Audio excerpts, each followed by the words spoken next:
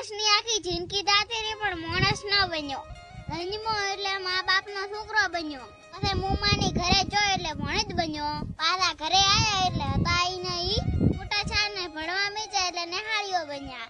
ભણી ગણીને નોકરી લીધી એટલે કોઈ વકીલ બન્યા, કોઈ પોલીસ બન્યા, કોઈ સાહેબ બન્યા, કોઈ ખેડૂત બન્યા, પણ મોણો તો ના બન્યા. આ બાજુ હાપ ને આ બાજુ કોટો.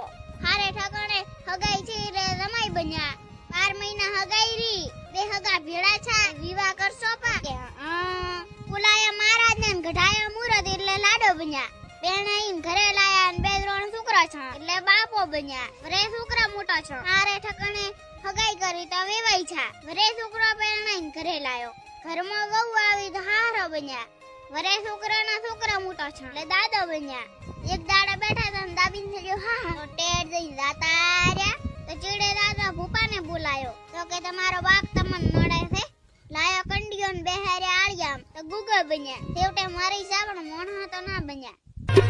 અભિમાન